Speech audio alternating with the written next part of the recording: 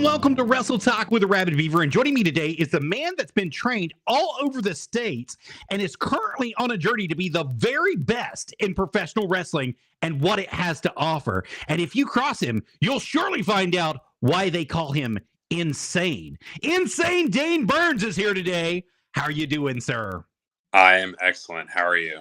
I'm doing great. Mr. Dane, do you mind if I call you Mr. Dane? Whatever works. You can call me Dane. You can call me Insane. It's all good. All right, we have a lot to talk about, so let's just jump right in head first. What is your earliest memories of professional wrestling, and what made you want to become a professional wrestler? Ooh, loaded question to start. Okay. Earliest memories. This question's always different because I always remember more each interview. I'm like, yeah, actually it does go back further. I'm going to say being a kid at my grandparents' house and turning the channels and finding like SmackDown back when they had the fist logo and you had like Big Daddy V and Matt Stryker and, you know, all those outlandish characters is like when I remember like first kind of watching it then and kind of growing from there. And then actually wanting to do it didn't really come until later on because I didn't realize that you could actually like just sign up and go somewhere and train. I just thought like, okay, these people are you know, specially picked by someone to do this. Like this is not just, you know, somebody off the street going, I want to try that. That looks cool. So I didn't really start until early 20s, and back in 2019 is when I found out like, okay, there's wrestling schools and you can actually get into this. Yeah. So where did you make the transition where you said, I wanted to find somebody to train me and be a professional wrestler? What happened there? Yeah. So from my experience, it like my life is so weird. I'm a big believer in like fate and like things just happen for a reason. And I just hit so many dead ends where I was like working these 9 to 5s and I would work so far into a company and be like, okay, I need to go somewhere else, work so far. And I worked at Pizza Hut and I made it all the way to general manager. And I was just like working all day, going home, sleeping, going back to work. And I was like, this sucks. And then I went and I traveled to North Carolina. That didn't work out. I came back to California and I was like, what am I going to do with my life? And I was on Facebook and I found a advertisement for Santino Brothers Wrestling Academy, which is in Bell Gardens. And I was like, oh, you can actually do this? Like the dream got reignited. And I was like, okay, this is interesting. So I signed up and I met with Joey Chaos, who's the owner and one of the head coaches there. And we just had to sit down. He was like, you know, what are you looking to do? Like, what's your plan? And just kind of told me a little bit about the school. And then from there, I signed up, and that was 2018. And that's where it all started. So we know you from Southern Pride Championship Wrestling. And I know there's some fans that are going to be watching this from Southern Pride as well. But tell us how you came to JPWA and the SPCW and became the SPCW kid, as they like to call you. Yeah. So going to SPCW and JPWA, again, just fate being the way it is. I was at Santino Brothers for about 6 months, and I took a shoulder tackle and fractured my wrist, and then I was out for a while. And then COVID hit, and they had to close down because California got crazy. I found out through a Facebook group called the Snake Pit that Feature Stars Wrestling was still open and running. So I met Sin Bodhi, and I started doing pretty much one-on-one classes with him to kind of get back in the groove of things and try and figure out how everything fits back together after having a surgically repaired wrist and everything.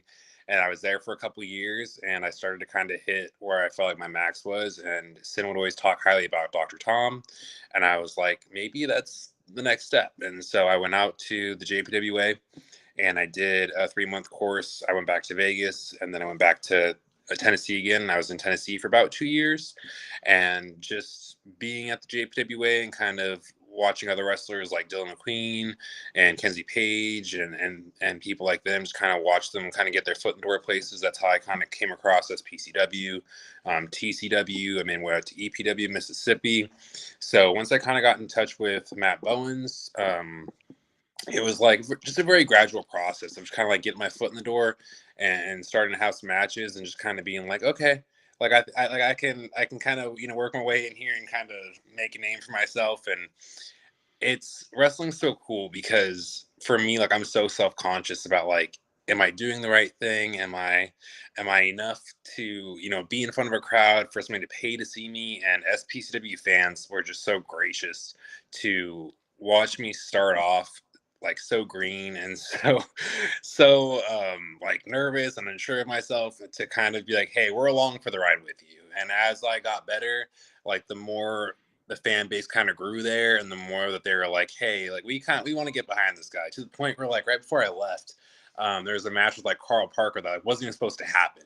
It was just Carl Parker had an open challenge, and when I hit Matt up about it, Matt was like, "Oh, it already got accepted," unfortunately. And I was like, let's see about let's see how I push that a little quick. So I shared it, and I was like, "Hey, if you guys want to see me versus Carl Parker, just hop on this thread real quick." And it blew up. And, like, for me, I didn't expect anything. I was like, I'll get a like, I'll get a share, and I'll go about my day. But it was right before I was about to move, and it blew up. And Matt was like, "Well, I guess you're on the show." So it worked out. And yeah, like I said, the fans have just been so gracious. And so becoming the SPCW kid was just really just a matter of time, but also the fans just being so patient, and so giving with me to let me kind of experiment, and just let me, be myself, and kind of just throw stuff at the wall and see what sticks. Well, I think that's the beautiful thing about wrestling is it doesn't matter what territory you're in or what company you work for, as long as you have the fans behind you and as long as they're willing to go along this ride with you, they will accept you in every version of yourself that you decide to show. The fans really love your matches at SPCW. I think that you were looking for something more. Is that fair to say, with your journey that you're on currently? Yeah, I mean, I try not to settle. And for me, no matter whether it was like California or Vegas or Tennessee, like, there's just a point where I settle. There's a point where I kind of get comfortable, and it's kind of the run of the mill. It's the same thing kind of over and over and over again. And with Tennessee, it was just, I was out there for 2.5, I think I was going on 3 years. And I can't complain. Like, Tennessee, if I wrote a book about my life, like, Tennessee would have like the biggest chapter, because I've wrestled and I've trained other places, and I've been, all over the world, but like, Tennessee so far has been like the biggest part of my life, like, wrestling wise. Like, I've grown from just being, just Dane, to Insane Dane, to what does Insane Dane look like? What does he do? Like, it all grew there. It all happened there. I've made 2 t-shirt designs out of there, which I totally Wow. know. When I had my first one, I was like, I have a t-shirt design. That's crazy. Like, why? Like, I'd never imagined that. And then to have a second one, it all happened because of Tennessee. But yeah, so back to the question. Yeah, it wasn't so much like something went wrong, or that, like, for me, it was just like, it's just time for figuring out what's next. And just, for me, not pulling out the curtain too much, but it's just, my personality doesn't always mesh with everybody. And I try and be as friendly and, like, whatever as possible, but, like, I understand, like, I'm not everybody's cup of tea, and I see things a certain way, and I see wrestling a certain way. And when it comes to my matches, I see things a certain way. And so people go, I don't like this guy, and they write me off, which is fine. And I just think, like, I did as much as I could. And the time that I was there, I felt like I was starting to hit that ceiling again. I was like, okay, it's not really going much further than this. And if I'm being honest, I could live and die in Tennessee. Like, if God was to strike me down in Tennessee, and how's your life as of right now? I'd say perfect. I couldn't complain. I couldn't ask for anything further. But there was just an opportunity with the New Japan Wrestling Academy, where they had courses open. And for me, when it comes to, like, my wrestling resume, I'm all about learning, and I'm all about going places and traveling, and not being that person who gets stuck in one area forever. It's like, because I know I can always go back. Well, see, you mentioned something very specific there, especially about your resume. And your resume proves that you're an extremely hard worker, not only attending seminars, but working closely with the likes of Luke Hawks, Elias and Gangrel, EC3, Brian Cage, Booker T, Al Snow, Ricky the Dragon, Steamboat, Santina Morella, just to name a few. There's lots more that you've worked with here. And I know that you've learned so much from these legends in the business. How do you soak up all that you've learned and use it daily? Yeah, I mean, using it daily is really, like, where the work all the work is, you know what I mean? Because like so many people can do seminars and they'll just throw the information away, but it's really what you do with that information, how you like apply it to everything you do that matters.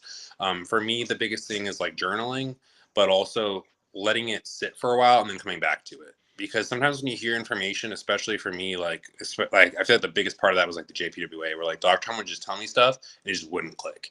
And I'd be like, he just doesn't like this, or he just doesn't like that. But then it's like 2 months would go by, 6 months would go by, a year would go by. I'm like, oh my gosh, he said that. It makes perfect sense. Yes. Yeah. Sounds like, especially like the Santino Morello seminar in particular. I'm trying to think off the top of my head.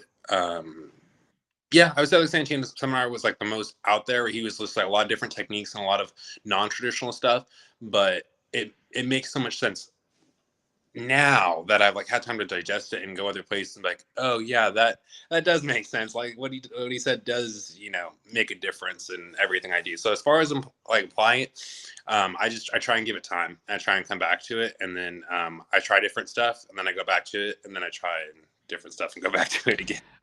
When I was with Dr. Tom, he said something that stuck with me. He said, you're joining the circus and you're going to be a clown, and you're going to have to be everything to everybody sometimes. And if that means today you're going to be announcing or tomorrow you're going to be in the ring, you're just going to have to figure it out, because now you're a part of the circus, son. And so, coming through and moving through the way that we did, I can see a lot of that, especially like the way that you said, he would tell you something and you'd be like, that just doesn't make sense now. And then 6 months, 7 months down the road, it's you're in a position and you're like, oh my God, it just clicks inside your head and you're there. So I definitely get that. Mr. Dane, where do you want to be in the business in the next 5 years? Next 5 years. So right now we're about to go in 2025 to 2030. I definitely want to be on the New Japan Wrestling card somewhere. And when people would ask, like, where you want to go, like WWE or AEW, for me, I always told people, like, I want to go wherever my character makes the most sense. Like, a lot of people want to make money, or a lot of people want, the most fans in the building, or they want the best storylines and all this stuff. For me, it's like, I want to be where I'm going to be used best, but also like where it makes the most sense. Because if I'm gonna be somewhere where I'm not gonna be like not necessarily like utilized right, but if it doesn't make sense for me, like I don't want to waste someone's time, and vice versa. I don't want them to waste my time. But if I can be somewhere and either be helpful to the show or be helpful to my character and my growth, like that's where I want to be personally. The reason I ask you that is you're so driven that there should be no reason you don't accomplish your dream or any of your goals. Here at Wrestle Talk, we've taken a special interest in helping those accomplish their dreams. Mr. Dane, the sky's the limit for you. Keep grinding. There are people watching, even when you don't feel like anyone is. There are people watching. There are people in high places who look down on us. And one day we all get our number called, and hopefully your number will be called sooner than later. And I definitely want to tell you that. So I hope it means something to you. 100%. I'm always super self-conscious, but also I feel like there's so much work behind the scenes that people don't see. There's so much stuff that people are like, "Oh, you work really hard. Like it should be great." And I was kind of thinking through some of the questions and stuff before we jumped on, and I was like thinking about like what people don't see, and I was like, a lot of people don't see that like wrestlers. Trying to think how to put this nicely. Wrestlers, especially the ones that are just starting out, wrestling isn't the full-time job.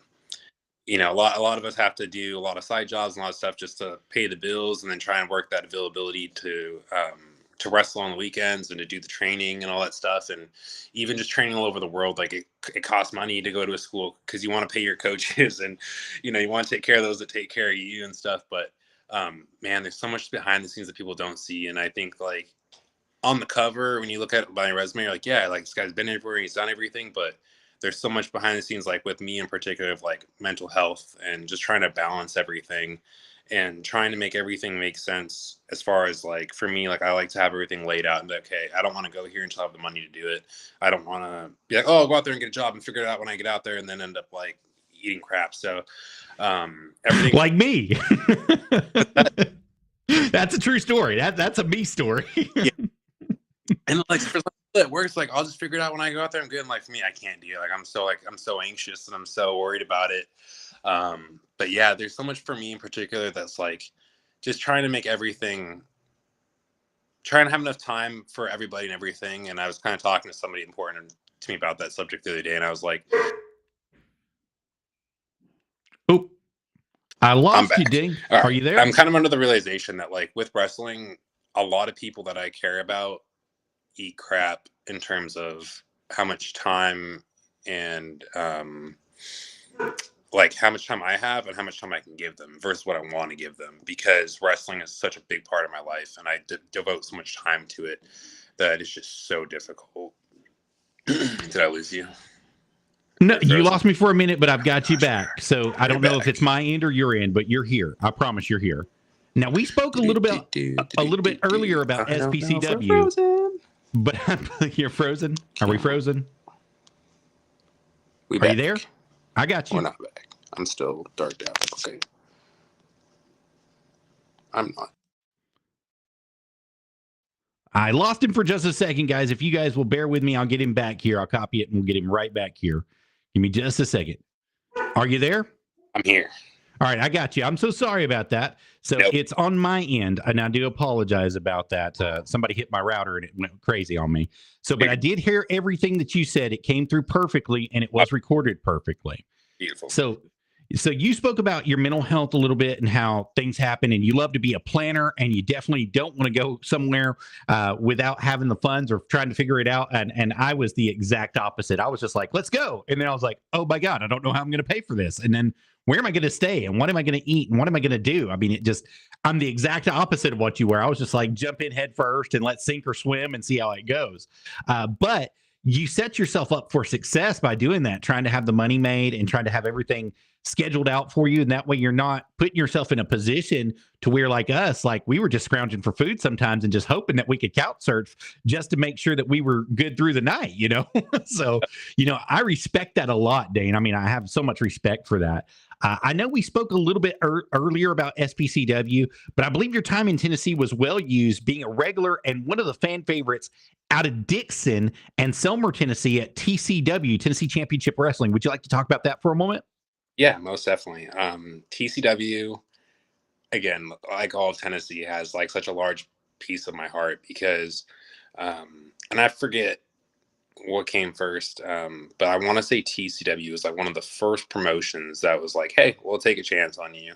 And I explained, I was like, hey, like I'm just starting out and I'm super nervous and I'm super green and I'm just trying to figure out who I am and whatnot. And they were just like, this is the place where you can come in, you can mess up, and you can come back again and figure it out. And you have all the time in the world. And that, to me, was like the biggest foundation that I needed, was just somebody to say like, hey, yes, we're paying money for a building and we're trying to draw people in and we're trying to make money and be profitable. But at the same time, you can come in and, fall apart and put it back all together again, which is funny in hindsight, which I haven't thought about until right now. It's funny in hindsight thinking about that, because if the promoter, which is Casey, thank you, Casey, if he never gave me that opportunity to come in and mess up and try again, in the long run of things, allowing me to do that ended up making us more money in the end, realistically, because I figured out who I was in TCW, and we also drew fans in based off of the end product and the continual product, right? Because like I never stopped at one point. I just kept growing, but people cared about the matches, they cared about the stories, they cared about the rivalries and stuff because of who I became and because of the journey. And that's a very interesting point, Mr. Dane. Who would you consider to be your greatest rivalry at TCW? Easy, Isaiah Cohn. The rivalry that's still going is me versus Isaiah Cohn, somebody that was my roommate when he first came to the JPWA, needed a place to stay, and then my tag team partner, and then my rival that we still have unfinished business on is Isaiah Cohn, without a doubt. Don't have to think about that one. Are you looking forward to having one more match in an Insane Dane style match at TCW? Insane Dane style match. I think that needs to happen. I think we need to normalize having my own a hardcore match, like something that's specific to myself. I think we need to, I think you and I need to put our minds together and figure out. We'll find the niche. We'll find it. Yeah, most definitely. All right, moving on just a little bit. We know some of the fans are itching to get their hands on some of the Insane Dane merchandise. When and where can they do that, sir? Yeah, so I do have merchandise. And on the topic of money, and I say this because even though right now I am trying to make ends meet and whatnot, there are two people in wrestling that can't make money. And that is Chris Bay, and that is Shogun, otherwise known as Stan Victor. And these are two Vegas guys and two people that helped me along the way. And right now, Chris Bay is out with a neck injury. He just had neck surgery. And then you have Stan Victor, who has limited information, but from what I know, he was in a car accident. He was in ICU, and he just got responsive like the last, I think, 24, 48 hours. So before you spend money on me, if you care about me, spend money on them. They both have GoFundMes, and they both have merch and whatnot. But for two people in wrestling that need that dollar more than I do, that's where I'd rather the money go. For my merch, all my merch is through me. So I have my shirt, my original design, and then I have a new design, which is like a Nevada, California logo, and then just like my intro on the back of it. But yeah, all that's through me. So on my Instagram, it's _Insane Dane, and on Facebook, it's Dane Burns. And then if you're ever at a show, I always have my merch. So that's where you. I believe that you have them listed on your Facebook page as well for the GoFundMes as well. I believe you put those on there earlier this week, and they are still there. If you look him up at Insane Dane Burns on Facebook, you can catch him right there. That's DaneBurns is how you're going to find him. And it's just a little ways down on his page. He's got a couple things before it, but he's got some great stuff that's going to be there. And before we go, I mean, I've got to do it, Dane. I'm sorry. We're going to show a little bit of footage from one of your matches at SPCW that you had with Remolacha, if you believe it. So let's get right over into it. So it shows you coming on out. It looks like he's walking around the ring, and it just shows that you've got some highlights going on here. Talk us through it a little bit. Yeah, so this was a match where I know Remolacha a little bit, and I know he's still getting his footing under him. But for me, I mean, at this point in my career, I was on fire. So I was going to town. Looks like he got a little schoolboy, kicked out, came back up, and there's that clothesline. What do we got here? We got suplex. Oh, stalling suplex. Oh, a stalled standing suplex, baby. You got it. With the squat. Yeah, baby. We got to work on those squats. But yeah. No, I mean, that was a match like I really enjoyed. I had a lot of offense in that match. I think I came out winning that match as well. What in God's green earth is happening here? Ooh, we got drop down. We got leapfrog. Goes for hip toss, and ooh, there it is. Float over hip toss, yeah. Yeah, you can't hip toss Insane Dane. Insane Dane knows how to block that. Learn from Dr. Tom. Yeah, no, that was a match greatly. Ooh, gosh. Beautiful boot there. I was gonna say, I think I just knocked him out. Ooh. Oh, you did for sure there. It looked like you knocked his head clean off. Yeah, that's my go-to right there, is if you ever want to piss me off, you're going to probably catch one of those in a match or two. Gosh, I enjoyed that match. That was fun. It was a lot of fun to watch, a lot of fun to record, a lot of fun to just be there in person, to see you in person, Mr. Dane. I really appreciate you, man.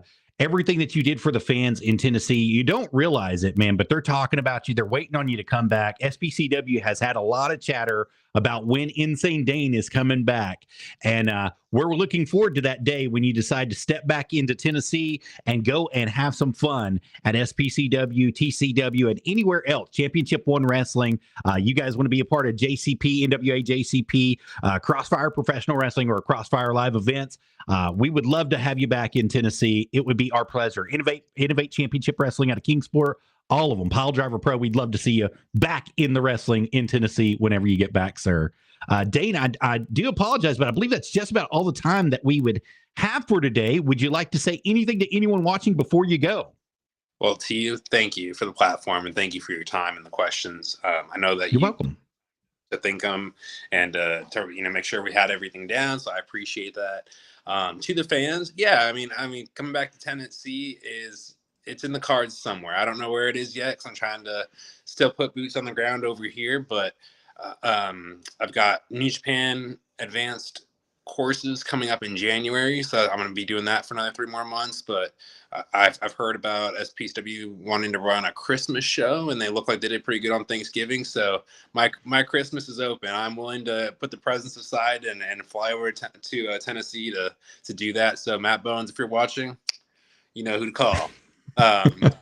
Fans and to you as well, like, obviously thank you for all the support and thank you for everything that you do, because a lot of what we do is a thankless job, right? But you do so much behind the scenes that, I mean, I don't know what you get compensated for, but that you should be compensated for. Like, you put in the work and you put in the time to highlight us and what we do. It's like you should be highlighted just as well for all the stuff that you help us out. Thank you.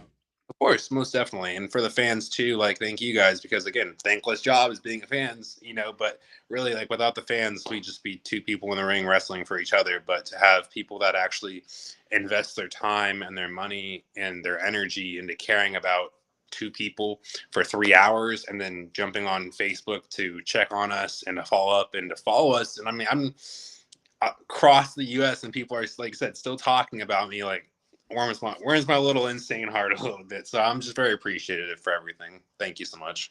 You're very welcome. Do you have any booking opportunities coming up, and how can they book you if they want to get a hold of you? Yeah, so Instagram and Facebook, I'm always available. That's gosh, my face is so pink, but yeah, that's where you can book me, Instagram and Facebook. I do have one show coming up. I want to say it's December 22nd. It's gonna be in Pahrump, which is in towards Las Vegas area of Tennessee. I'm very thankful that Sin Bodhi has asked me to go out there and to be a part of the show. So I'm going to be returning back home to Vegas. And then from there, the bookings are pretty much wide open. So I don't really have too much planned past that. I'm just kind of keeping everything open and kind of keeping my eyes on what's available. But I definitely would like to see myself in an SPCW ring soon, in a TCW ring soon. And then anywhere that I can get in front of fans, like, that's the goal for sure. Absolutely. And before I let you go, I've got one more last question for you, Mr. Dane. Would you like to come back sometime and be a part of Wrestle Talk any other time, sir? Oh my gosh, yes. I don't even think we scratched the surface. I think we could go for hours and talk about, just wrestling in general. But no, I think what you do, not to kill the horse or anything, what you do is so underrated, and you do so much for independent wrestling that I don't think you realize, by just giving us a platform to just talk about what's going on in our lives for just a quick 30 minutes. Like, it does so much for not just us as wrestlers, but the fans too, to kind of clue them in. I haven't really done anything publicly like this since I've been out here. So to actually, when we talked about putting this date together, I was like, oh, heck yeah. I'm be graduated from the first course going into the second course, and we could talk about stuff and people could see my face, and it doesn't have to be awkward. Like, oh, hey guys, just checking in. I'm still alive. So what you do really, just giving us a platform and giving the fans a platform just to check in on us and to kind of see what's going on and get the details. It means a lot. So yeah, I mean, anytime that you want me back, you got a free week. I'd love to talk about wrestling or anything that you want to talk about. I'm game. Excellent. We'll get it set up. Mr. Dane, I've got to tell you, that we got out of wrestling for a long period of time. We were actually on River City Media's I Still Believe podcast on Thanksgiving night, and we were talking about wrestling, and I jumped the gun a little bit, and I missed you by just about that much on people that I should have mentioned. I should have mentioned you. So I want to apologize to you first and foremost, because your name came up after we got off the podcast, and I was like, oh, because we were still talking about it. And I was thinking so much that I should have mentioned you, because you did leave a big lasting impact on all of us that want to know what's going on in professional wrestling. And I have to say that when we got back into this, when we started looking for shows, when we started trying to book ourselves, when we started trying to take footage and photographs and just trying to put ourselves in the media front so that people could see what was going on, because they had a bad reputation with wrestling, thinking that independent wrestling was dead and gone. And it's not. It's performers like you on an everyday basis that keep independent wrestling alive, whether you realize it or not. You make a connection with the fans. The fans love you, and then they want to see you go places and do things, do better things in your life. And we would love to see that for each and everybody that we go in and do video footage for and photographs for, but especially somebody as humble and as kind as you. So thank you so much for the kind words tonight on Wrestle Talk with Arabbidb3aver. We appreciate that. And like I said, I believe that's all the time that we've got. But before I let you go, I want to give you one more opportunity to say anything to anybody watching. Gosh, first of all, never apologize to me. I'm the last person you got to apologize to. But just being a thought, in people's minds means a lot more than what they know. So just the fact that you think about me when you're out doing other podcasts or doing other conversations, or even just people talking to each other, it means a lot. And I've got goosebumps that people can't see, but yeah, I'm just super appreciative. So I think I pretty much nailed everything. We got all the socials and all that good stuff out. We got the merch, we got the GoFundMe's going on. But I'm thankful. And as far as like independent wrestling goes, it's most definitely still alive. I didn't realize I was keeping it alive by any means, but I think what really keeps alive more than just the talent is the audience. It would, like I said, without an audience, we wouldn't have anywhere to go on a Saturday. And I think if anybody has the chance to take a look at the Southern Pride Championship Wrestling Facebook page, and you look at Thanksgiving night, and look how many people are in there on Thanksgiving night, that is proof that independent wrestling is still alive, most definitely. They packed that place from wall to wall, all the way around, even including in the back. Normally where they had their tables, they had to move their tables and put chairs out because there were so many people there.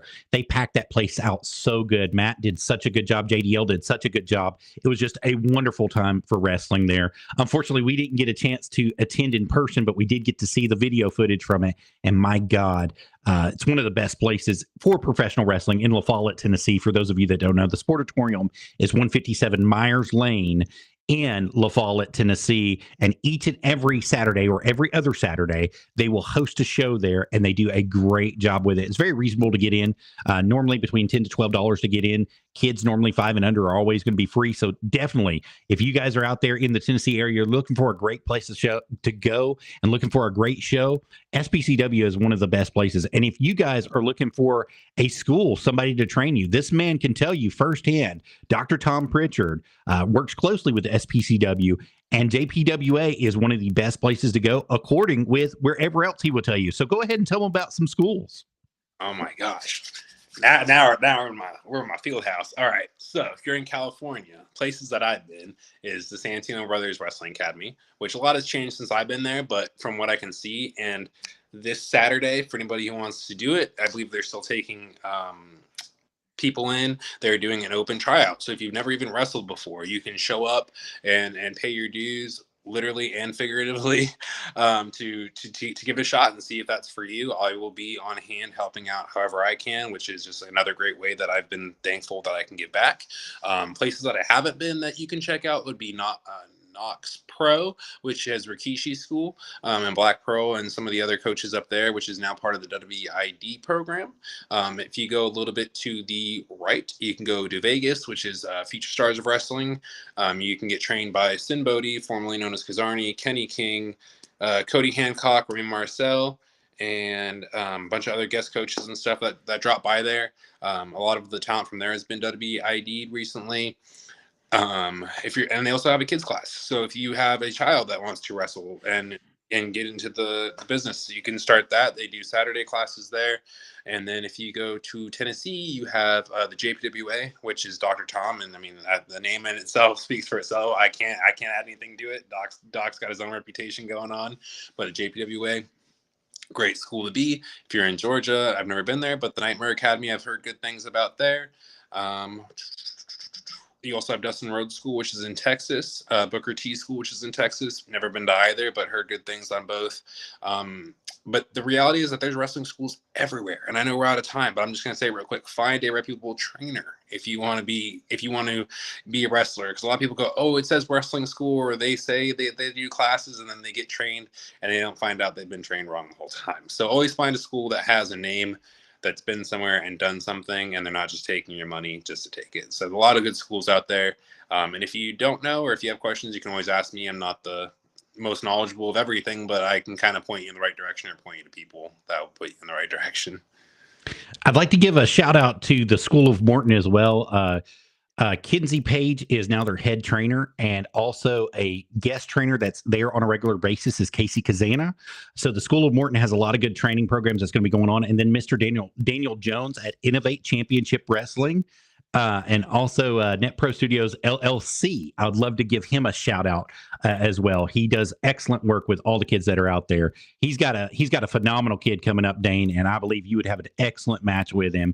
His name's Big Deal Bobby Kane. I've been bragging on him for months, but I'm telling you, the kid has got it, and he's a big old boy, but he's got it. You can just tell by the way he walks, the way he acts, the way he talks. He's going to go somewhere one day, and it's going to be big when he gets there. So I think you two would have a great match together, and I want somebody to book that match. Joe, I want you to book it. Joe Kazana, I know you're watching. I want you to book this match. I want you to get these two in there. Also, I mean, there's so many. Matt, book this match, baby. Everybody wants to see it. I want to see it. I want to see this go down. I want to see this happen.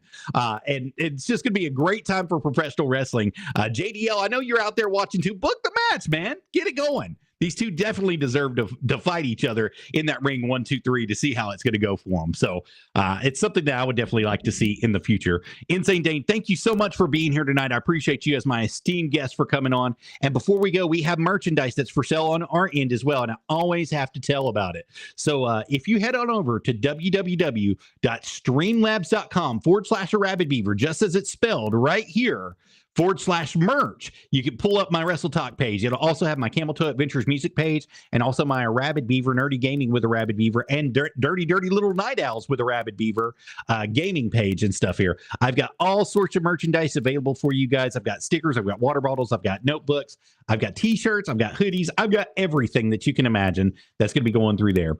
And that's the best way to get a hold of you some Wrestle Talk merch. And there's different colors. As you see here, it's gray.